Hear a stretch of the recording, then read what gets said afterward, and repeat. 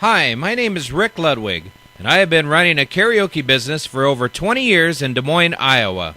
And I wanted to create this web show, The Karaoke Life, to begin sharing what goes on in the lives of people in Des Moines, the Midwest, and maybe someday around the United States. This is my life, The Karaoke Life.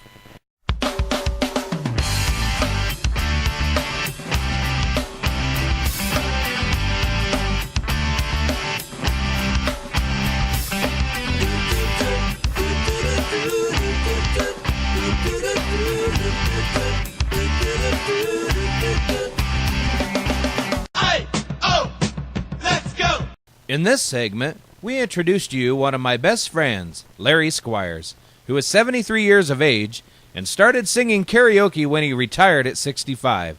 It goes to show you are never too old to sing karaoke. Folks, we're here with Larry Squires, one of Showtime Entertainment's most loyal and devoted karaoke singers.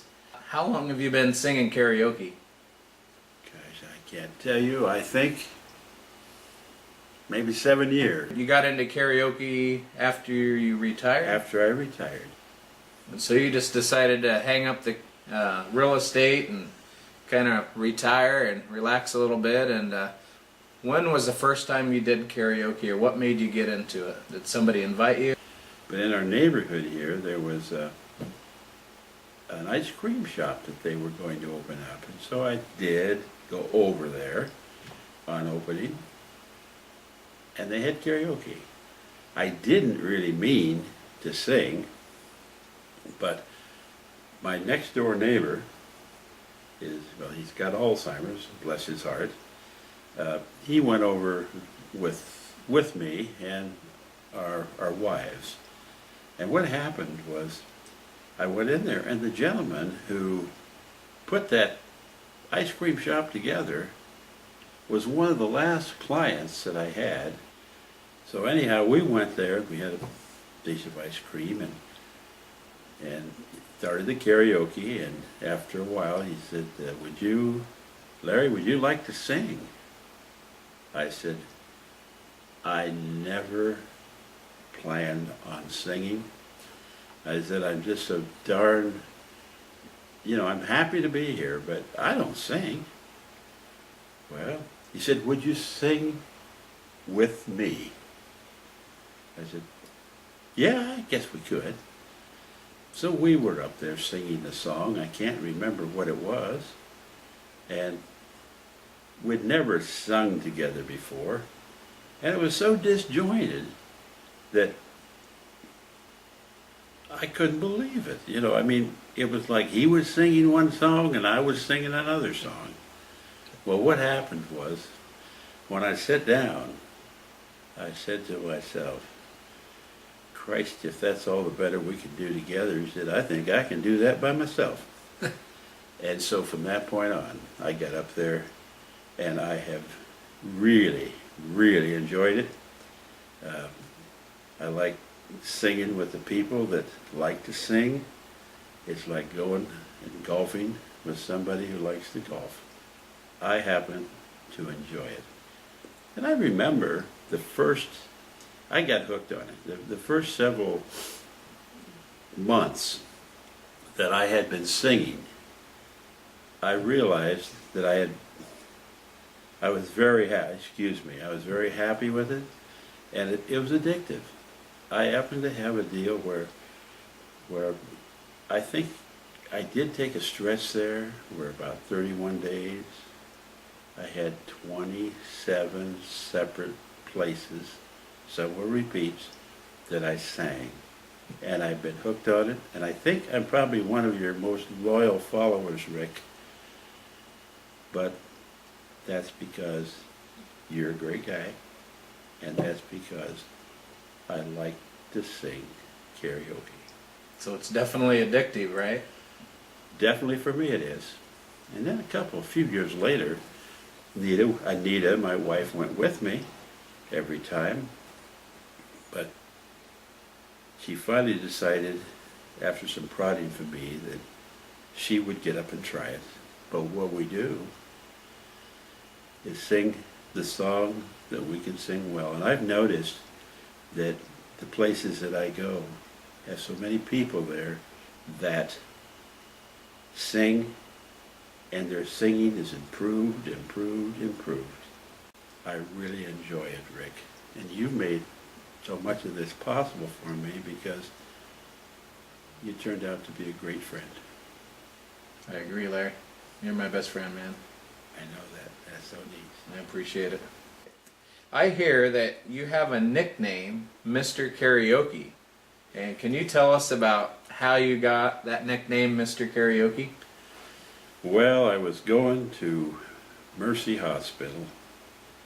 I did some radiation treatment for some cancer. And that's been a few years ago. And the lady, you'd be sitting out there waiting, and then they'd call you and said, Larry Squires, where are you, So I'd raise my hand and I'd walk in. And I turned to the lady that was taking me back. And she said, you're Larry Squires? I said, yes. But to you, it's Mr. Karaoke. And it kind of caught on in the family. You even have a sign that was made for you. It says Mr. Karaoke, now appearing. Yeah, I do. My daughter made a sign like that, and it says Mr. Karaoke appearing. This year you got to perform at the Iowa State Fair along with the All-Star Singers. Right. Tell us about that experience. What was that like? Did you like that? It was a great experience, but I realized now, and I got it down, but I realize now that you can sing karaoke and you think you're really something. But at the Iowa State Fair, we didn't do it that way. I mean, we didn't have any words, so we had to pretty well know the words to the songs. And songs that I'd been singing, I never realized I didn't know the words because I always glance and get the words off the monitor. But it was great. It was absolutely great. I think that I was probably the oldest person there. I think I was probably stretching at least 30 years on them. We're going to have a great time, and I'm sure we'll have you back again I hope so. to do some more interviewing with Larry Squires, folks, the king, Mr. Karaoke, right here. Thank you, Larry. Thank you, Rick. You bet. Appreciate it. It's Rickalicious! At Learnita's anniversary party! Happy anniversary! 53 years. Well, hello, Rick. How's it going? Congratulations, Larry and Anita. Thanks a lot. Thanks for everybody coming tonight. We really had a good evening.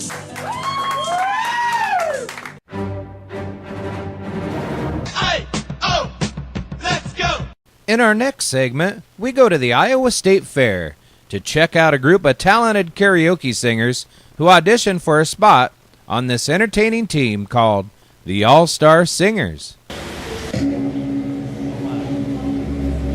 And now, ladies and gentlemen, the keeper of the keys, the goddess of the clay, the mistress of Murderer's Row, Matron Mama Morton! You're good to mama.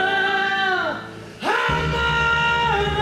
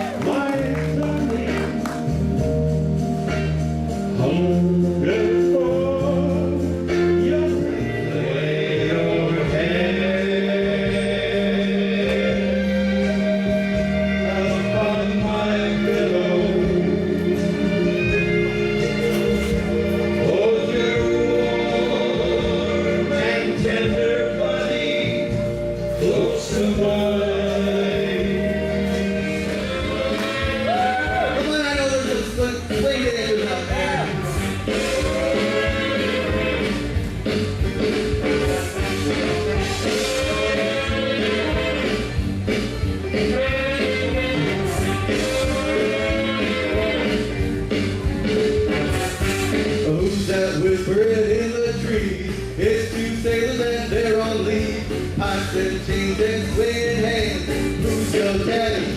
It's now or never. My love won't wait.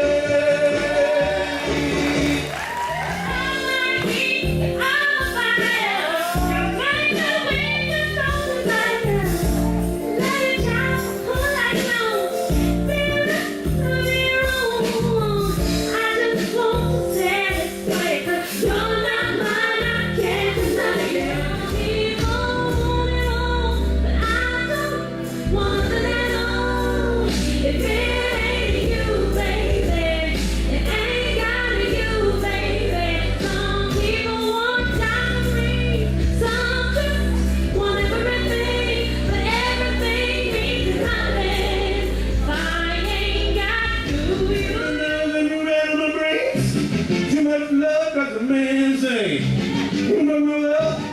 what a thrill, putting this strange straight on the right jukebox. I don't want to hear some guns. My heart ain't ready for a war song. I don't feel like rocking since the baby's gone. So don't rock the jukebox. Let me hear a country song.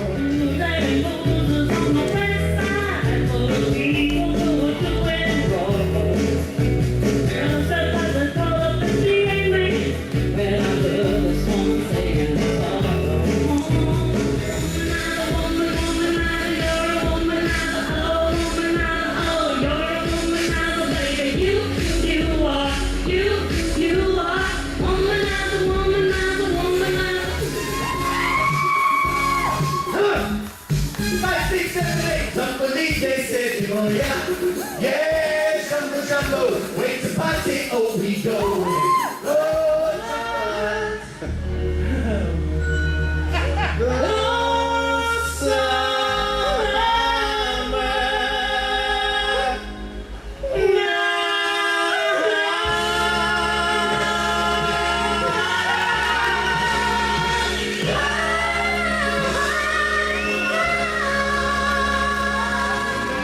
gotta wait somebody to get you far, yeah. They didn't get you far. Say what?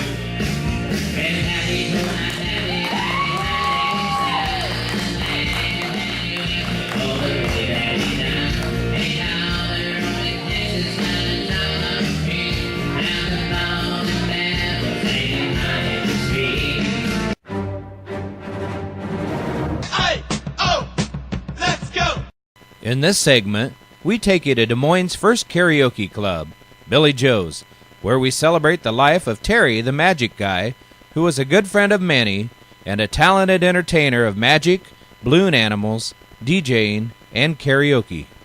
I have the microphone and I'm not crying, which is really tough in combination, but I want to thank you all for coming out tonight. I really appreciate it. I know my kids do. They'll remember it. That's Javi there, for those of you who missed it earlier. That's Lily there. And I want to thank the Yulins, because I know they busted their butts all the past 2 weeks, because I was a mess. And just really want to thank everybody, and thank you for coming. Well, I've got a brand new pair of roller skates. You got a brand new knee. I think that we should get together and try them out, you see. Hello! Okay, I met Terry the Magic Guy right here at Billy Joe's. He whirled me around the dance floor a couple times, spilled a few drinks on me if I remember correctly, stepped outside, and then he followed me to the next bar. My friends then pretty much left me, and it was just Terry and I for about 3 hours. And then he told me he'd call me, and guess what he did? And that was 2005, and we were, or no, that was 2004, and then we got married October 1st, 2005. So that's how I know Terry. He was an incredible man. I won't talk about the magic, because I'm sure other people have talked about the magic, but he was very magical in our lives. He was a wonderful stepdad to my kid, who is putting the loser sign up on his forehead as we speak. Javi and Lily will forever remember him, as will I.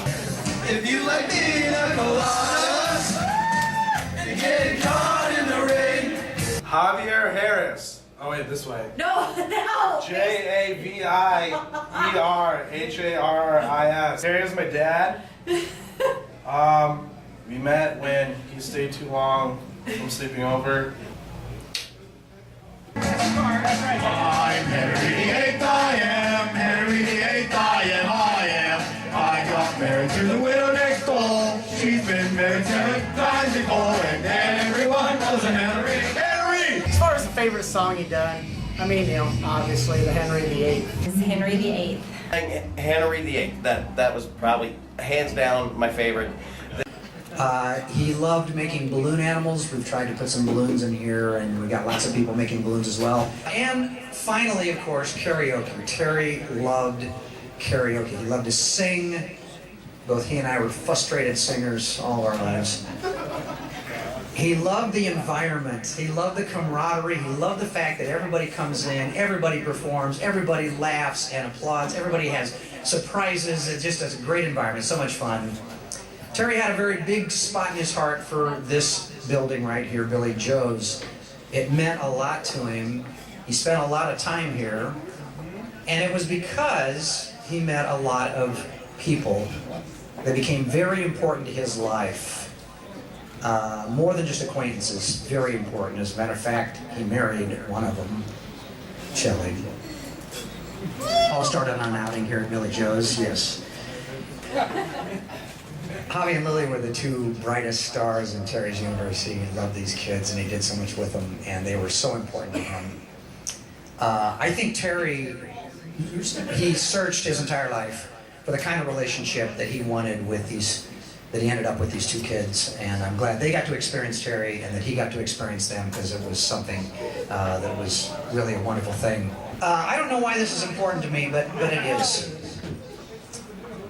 I want to talk just briefly about Terry, the magician. If you watch a juggler juggle flaming torches and chainsaws and, you know, hamsters, you can look at that and say, wow, I can't do that. That's amazing. That took a lot of practice. But magicians, what they work on is the stuff you don't see. The rest of us, including me, that's hard. That is hard stuff. We didn't work on those things, and Terry was a master at it. He made it effortless. And so I want you to recognize that one of the things about Terry that you didn't realize is how technically proficient, technically great he was. My eyes adored you, though I never laid a hand on you. My eyes adored you. Well, I could talk way too long on Terry. We met each other back in the late 70s at a magic shop here in Des Moines. We've been best friends and done a lot of things together. We actually did an act together at one point called Salt and Pepper. We went to Las Vegas together to be great big stars, and it didn't work out. There is no way to add up the number of smiles and giggles and moments of wonderment, and in all the shows that he did, and all of the jokes and the silliness and all the moments of the magic, and even as a DJ that he found the perfect song. He was always wanting people to go wow, and it was all about fun and having creating that. If you add it all up, it's a lifetime of giving gifts to people, and that, I can't think of any better way to describe Terry. Is he wanted everybody to have a great time, and he just enjoyed just kind of giving that away, any part of himself as he could, to make you laugh and make you smile and make you go wow, or be amazed by that. Son, I know you don't want to go. Someday change your mind, Johnny said. How do I know Terry the Magic Guy, and when did you meet? I have no idea. I'm pretty sure it was up here at Billy's. Pretty sure I had probably 27 beers too many. People you meet at Billy's, they're always like spaghetti. You throw them against the wall, few stick. Terry always stuck because he was probably one of the nicest guys I ever met. Partridge Family song, I Think I Love You. We always argued over who sang that song first. We always argued over who owned that song. So there were a lot of nights we did the karaoke challenge. He'd sing it, I'd sing it, and then the crowd would vote. Those were awesome. I made a lot of fun of him. I called him Terry the Lion-Hearted. And much to my surprise, when it came right down to it, when he was sick and dying, he was Terry the Lion-Hearted. He was so brave. He was so genuine. Every day.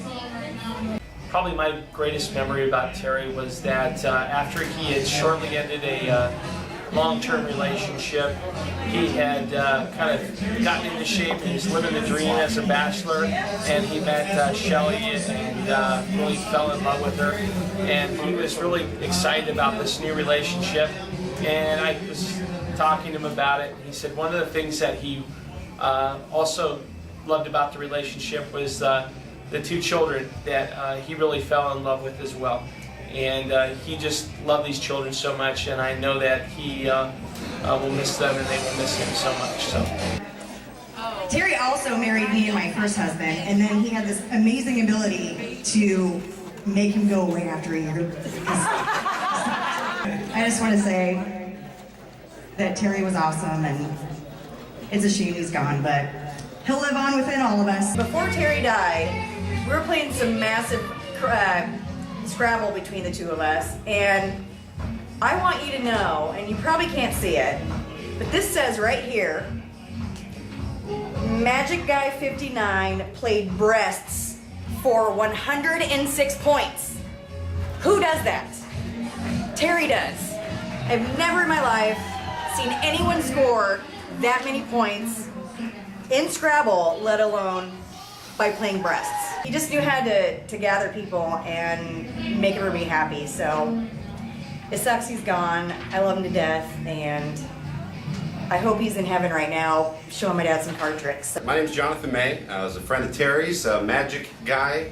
I'm a magic guy here in Des Moines as well. Terry was the magic guy. Terry's a friend of mine, and Bill Trotter and Ben Hewlin and Steve Daly, the whole gang there. One of my favorite memories of Terry is, I actually can't put it on video, but it was a really good joke that had us all crying one night that we should have all heard. Oldie but a goodie, but we hadn't heard it, and we cried the night away laughing, and now we tell each other all the time. Of course, the pick card, any card was Terry's business card, but it had this great, it's too loud here, but it has this great da da da da da da da da da da da da, and we giggled every time Terry opened this thing up. So, thanks, Terry. Ben and Terry would meet up here, and they'd be sitting on the rail, and it's really funny. Let's find something to sing, and I can't remember which way it works, but they get the karaoke books, and I believe Terry would take his glasses off, and Ben would put his on. Ain't got no distractions, can't hear no buzz bell. Don't see no reflection, plays by sense of smell.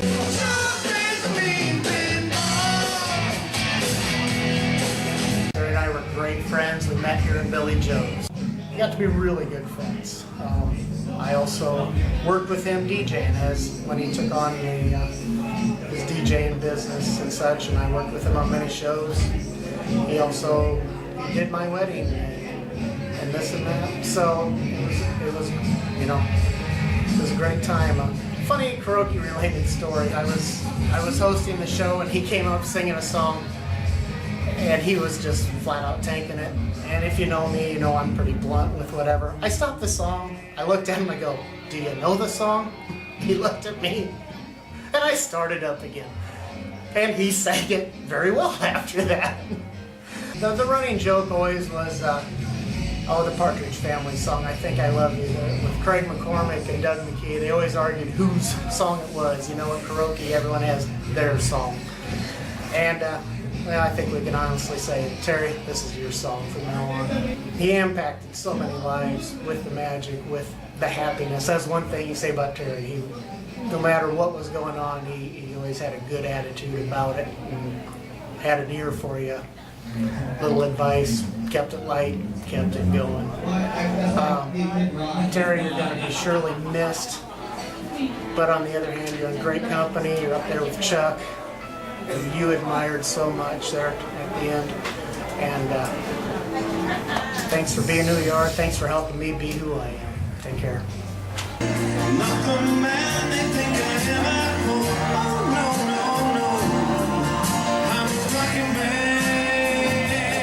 Terry and Michelle lived just around the corner from me for many years. I was the president of my neighborhood association. Every year we had a party. Knowing Terry's talent and the fact that he lived right in the neighborhood, I thought it'd be a great idea to have him there and do what he does best. We have so many kids there, he do the balloon stuff. And we said, Terry, how much do you want? We got money. We got money available to pay for it. He said, no. I love what I do, and this is an example of one of the times that I just love doing it for the sake of doing it and helping out the neighborhood as well as bringing joy. I think that just shows how generous he was, not only of his time, but of his talent. And for that, I'm grateful and am happy to have known him.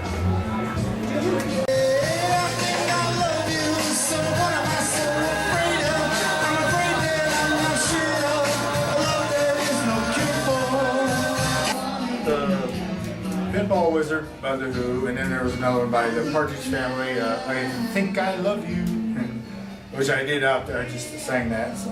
How Terry impacted my life was just that he was so entertaining in itself. He was good at cards, and I played poker with him at times, he was good at that. And I just liked the way he entertained, and he liked the way I entertained, so it's kind of worked out really good. My stage name is The Captain. Don't you let me tell me you love me, baby. You said you'd be coming back this way. Hi, my name's Kelly, and I met Terry, about 15 years ago, back in my single days, back when I was a karaoke geek. Anyway, I met Terry through Ben Hewlin, and I think Ben was trying to fix us up on a date, but that didn't work. But what did work was a really good friendship. Terry's an awesome guy, a really nice guy, and everybody's going to really miss him. I am rest assured that Terry's in heaven, and hopefully I will see him again. I'll see you again someday, Terry. Talk to you later. Bye.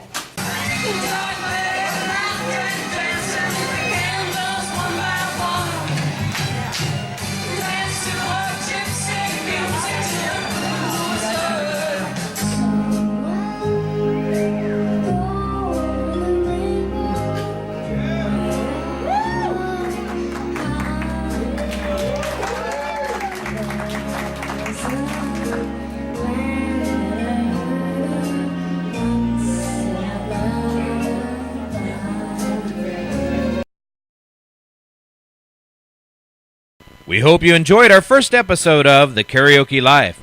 Next time on The Karaoke Life, we'll have spooktacular clips from our Halloween party at Prairie Meadows, so come join us from 8 to midnight on Saturday, October 29th, and get in on the clips. And we'll go around Des Moines checking out different karaoke singers at local establishments, and also we'll be checking out our karaoke friend Ben's wedding reception, where he sings karaoke to his beautiful wife.